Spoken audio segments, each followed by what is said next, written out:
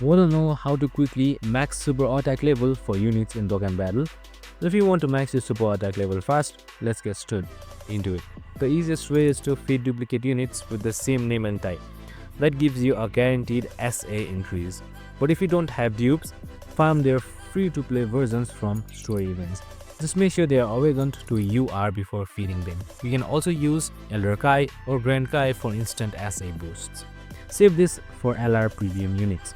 Combine this with training events for faster XP gain, and you will have your unit maxed out in no time, which is quick, efficient, and perfect for pushing max damage in any event. And that's it. Super simple and easy. I hope this video helped. If it did, make sure to like, subscribe, and tune in with us for more of these videos. See you in the next one. Stand up.